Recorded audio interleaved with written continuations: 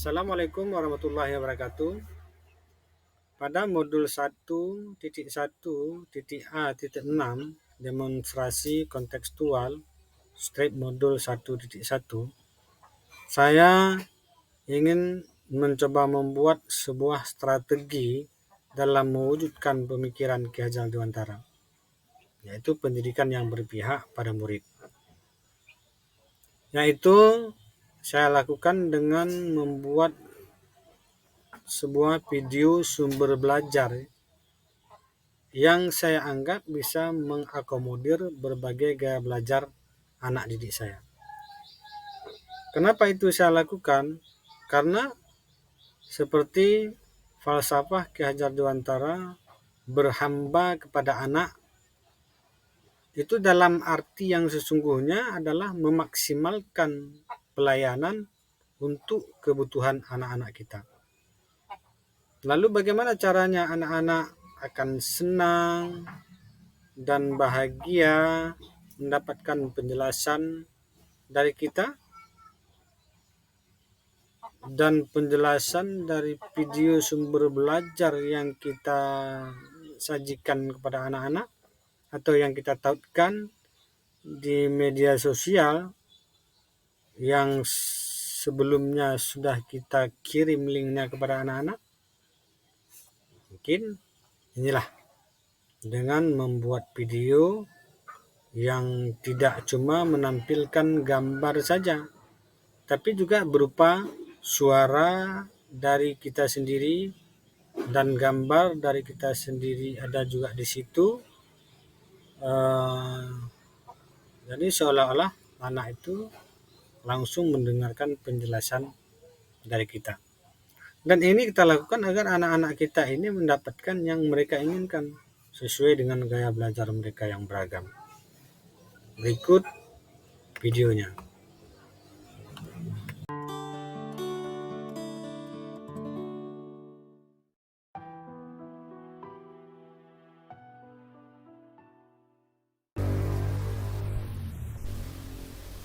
A'udzu billahi minasyaitonir rajim. Bismillahirrahmanirrahim. Assalamualaikum warahmatullahi wabarakatuh. Alhamdulillah al-wahibil atiyah. Wassalatu wassalamu ala khairil bariyah wa ala alihi wa ashabihi sabin nufusiz zakiyah anaba. Pertama dan yang sangat utama sekali, marilah sama-sama kita memuji serta bersyukur kehadirat Allah Subhanahu wa taala. Mana oleh Allah Subhanahu wa taala sampai saat ini masih memberikan nikmat kepada kita, dan dengan nikmat itu pula kita bisa kembali bertemu pada mata pelajaran pendidikan agama Islam dengan Bapak. Dan salawat dan salam, jangan juga kita pernah lupa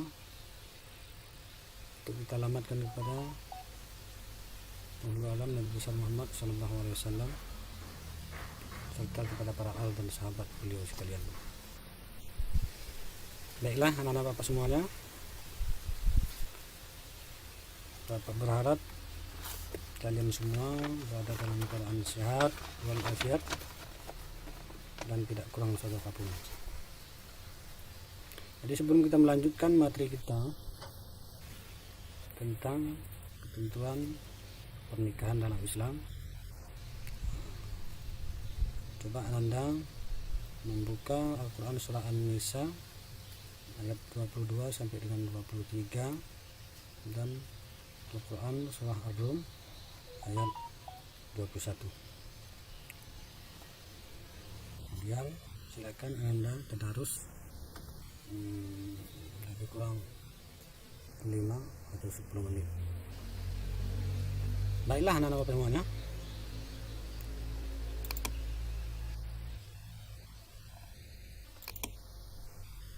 pertama materi kita yaitu makna pernikahan dalam Islam. Apa sih sebenarnya pernikahan dalam Islam itu? Kata nikah berasal dari bahasa Arab yaitu al-jam'u. Apa arti al-jam'u? Bertemu ataupun berkumpul. Kalau menurut istilah apa itu nikah? Menurut istilah, nikah ialah suatu ikatan lahir batin antara siapa? Antara lelaki dan perempuan untuk hidup bersama dalam suatu rumah tangga melalui akad yang dilakukan menurut hukum syariat Islam. Nah, itu nikah. Jadi kalau seandainya nanti ada orang yang sudah hidup bersama tapi tidak dimulai dengan akad yang dilakukan menurut hukum syariat Islam, apakah itu nikah? Tentu saja itu bukan nikah.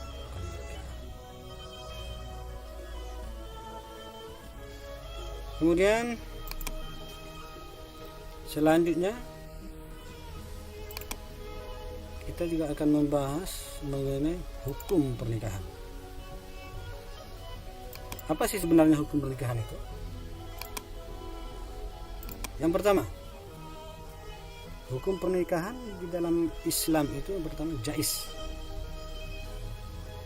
Apa itu jais? Yaitu boleh atau mubah. Jadi bagaimana penerapan jais itu dalam ajaran agama kita? Jais itu artinya boleh kita lakukan dan boleh tidak kita lakukan. Kalau kita lakukan gimana? Kalau kita lakukan tidak dapat pahala.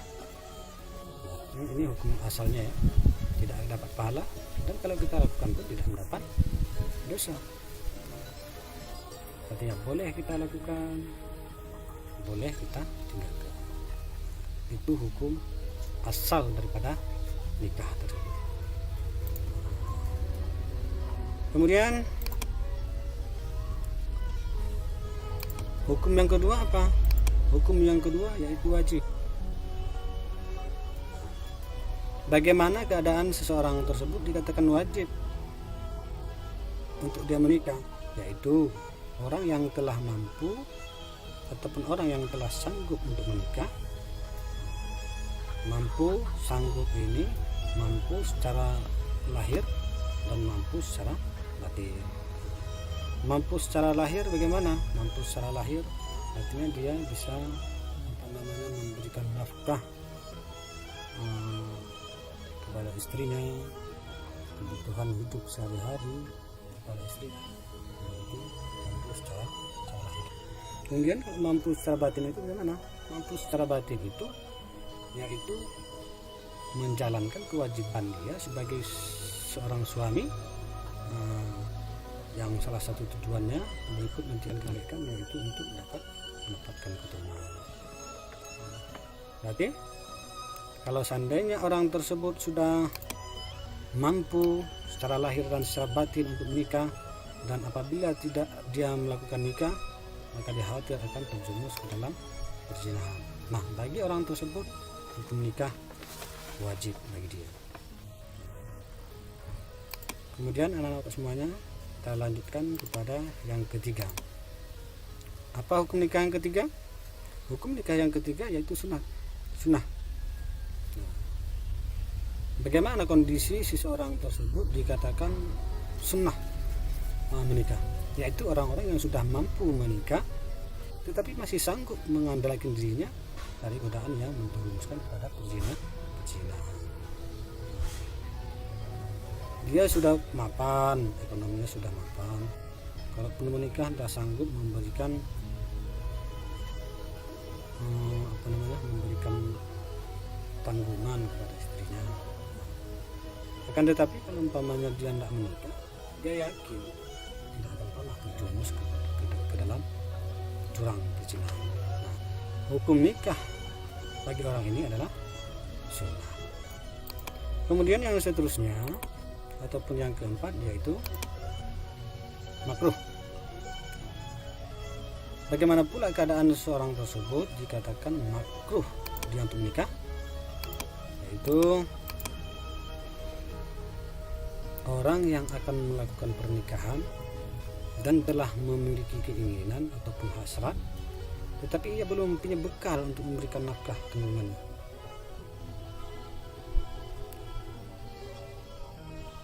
Ini makruh bagi orang tersebut.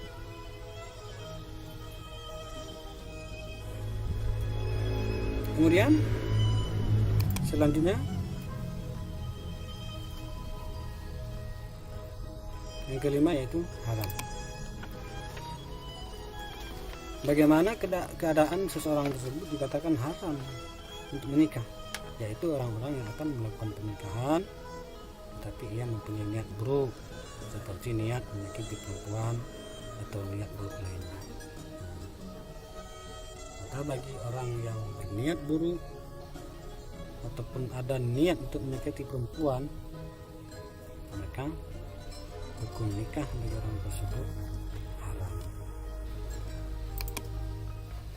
Baik, selanjutnya apa sih tujuan nikah dalam Islam? Tujuan nikah dalam Islam yang pertama yaitu untuk memperoleh kebahagiaan dan ketenangan hidup ataupun sakinah, ketentraman dan kebahagiaan adalah idaman setiap orang. Dan nikah merupakan salah satu cara supaya hidup menjadi bahagia dan tentram. Allah Subhanahu wa taala berfirman dalam Al-Qur'an surah Ar-Rum ayat 21, A'udzu billahi minasyaitonir rajim. Bismillahirrahmanirrahim. Wa min ayati an khalaqa lakum min anfusikum azwajan litaskunu ilaiha. Dan diantara tanda-tanda kekuasaannya adalah Dia menciptakan untukmu istri-istrimu dari jenismu sendiri supaya kamu cenderung dan merasa tentram kepadanya. Nah, ini adalah tujuan nikah menurut ajaran Islam. Kemudian selanjutnya tujuan nikah dalam Islam itu yaitu untuk membina rasa cinta, untuk membangun rasa cinta dan kasih sayang. Nikah merupakan salah satu cara untuk membina kasih sayang antara suami dan istri dan anak-anaknya. Ini masih Al-Quran surah Ar-Rum ayat 21. A'udzubillahi minasyaitonir rajim. Bismillahirrahmanirrahim. Wa ja'ala bainakum mawaddatan wa rahmah. Dan Ia menjadikan di antaramu kasih sayang dan sayang, kasih dan sayang. Baiklah. Kemudian selanjutnya tujuan nikah itu yaitu untuk memenuhi kebutuhan seksual yang sah dan diridhai Allah Subhanahu wa taala. Jadi kebutuhan seksual itu adalah kebutuhan yang manusiawi, ya, bukan hal yang apa namanya, yang tabu. Akan tetapi sebagai seorang muslim dan muslimat kita yakin dan percaya bahwasanya agama kita melarang untuk melakukan hubungan seksual itu di dalam yang tidak diridhai Allah Subhanahu wa taala, seperti bilang kebohongan dan lain sebagainya. Jadi dengan menikah yaitu adalah salah satu jalan, namun ini satu-satunya jalan, bukan satu-satunya jalan ya, dalam Islam untuk kita menyalurkan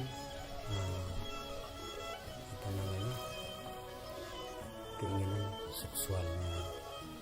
Baik, kemudian kita lanjutkan lagi tujuan nikah seterusnya yaitu untuk melaksanakan perintah Allah Subhanahu wa taala. Nikah itu adalah perintah Allah. Mana bukti nikah perintah Allah? Yaitu firman Allah Subhanahu wa taala yang berbunyi, A'udzubillahi minasyaitonir rajim. Bismillahirrahmanirrahim. fankihu ma taba lakum minan nisa. Maka nikahilah perempuan-perempuan yang kamu sukai. Seterusnya tujuan pernikahan dalam Islam yang seterusnya yaitu mengikuti sunnah Rasulullah SAW. Sunnah itu adalah nikah itu adalah sunnah Rasul. Rasulullah SAW mencela orang-orang yang memujang dan beliau menganjurkan imamnya untuk menikah. Sebagaimana sabda beliau dalam hadisnya, "An-nikahu sunnati, faman raghiba an sunnati falaysa minni." Nikah itu adalah sunnahku, kata Rasul. Barang siapa tidak senang dengan sunnahku, maka bukanlah golongan. Nah, ini adalah anjuran yang tegas dari Rasulullah SAW kepada umatnya untuk melaksanakan pernikahan apabila dia sudah mampu. Baik anak-anak semuanya, berharap kalian masih semangat. Kemudian tujuan pernikahan dalam Islam seterusnya yaitu untuk memperoleh keturunan yang sah. Memperoleh keturunan yang sah. Al-malu wal bunu zinatul hayati dunia. Harta dan anak-anak adalah perhiasan kehidupan dunia. Ini adalah salah satu tujuan pernikahan di dalam Islam. Kemudian seterusnya,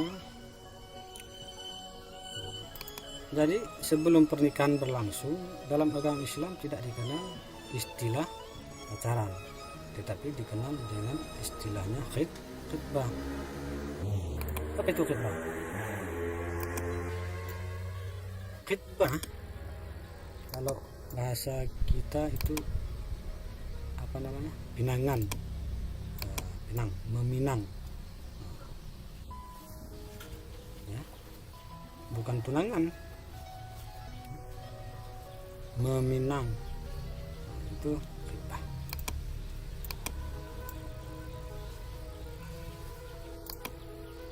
Kemudian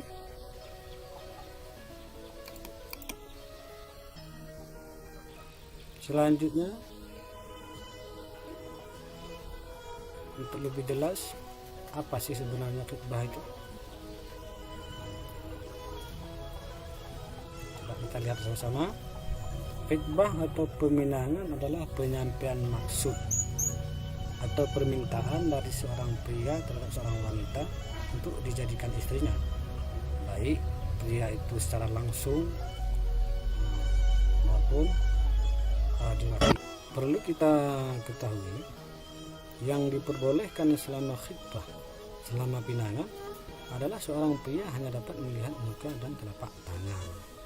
Wanita yang pinang berhak menerima pinangannya ataupun berhak juga dia menolak. Tidak langsung diterima mentah-mentah, tapi lihat adalah orangnya siapa, bagaimana agamanya, bagaimana perilakunya sehari-hari. Seorang perempuan pun berhak memilih, bukan cuma laki-laki yang berhak memilih. Jadi mengenai melihat muka dan telapak tangan ini di dalam kitab Arab, kitab klasik seperti kitab Matan Takrib ada dijelaskan tentang boleh seorang laki-laki melihat muka ataupun melihat wajah dan dua telapak tangan perempuan kapan? Ketika dalam keadaan meminang. Baik anak-anak semuanya, kita lanjutkan lagi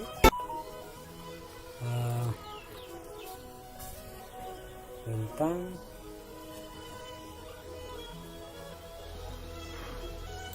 ini wanita-wanita yang haram dipinang. Ada dua kelompok. Yang mana dia? Yang pertama yaitu yang haram dipinang dengan sindiran atau terus terang adalah wanita yang termasuk muhrim. Meminang muhrim. Siapa muhrim? Itu orang-orang yang haram kita nikahi. Kemudian wanita yang masih bersuami, meminang istri orang, nggak boleh. Kenapa? Karena dia masih ada ikatan suami istri dengan suaminya. Kemudian wanita yang berada dalam masa iddah, talak raj'i, dan wanita yang sudah bertunangan. Jadi kalau orang yang sudah bertunangan, ya orang yang sudah dipinang, maksudnya orang yang sudah dipinang itu tidak boleh dalam Islam itu kita meminang lagi. Cari yang lain, sebanyak yang lah. Kemudian yang kedua yaitu yang haram juga kita pinang dengan cara terus terang, tetapi dengan cara sindiran adalah wanita yang berada dalam iddah, menunggu wafat, menunggu ya. Nah, iddah itu masa menunggu. Dan wanita yang dalam iddah talak bain, talak tiga. Jadi mudah-mudahan Anda semua sedikit bahan yang Bapak sajikan ini, dan seterusnya Anda boleh membaca poster yang sudah Bapak bagikan kemarin, dan boleh kita membuka internet, kita cari di sana materi-materinya yang berhubungan dengan nikah. Jadi demikianlah pertemuan kita pada materi pertama tentang nikah. Sampai jumpa pada materi kedua. Bapak berharap ya, teruslah kita semua berbuat baik dan tetap jaga kesehatan. Jangan kemana-mana dulu, ini pandemi masih melanda negeri kita. Kemudian Bapak juga ingin sampaikan untuk persiapan materi kedua di minggu yang akan datang, silakan Anda kunjungi Bapak. Ini dia, nanti tengok di situ, insyaallah di situ sudah Bapak sediakan bahan-bahannya yang bisa kalian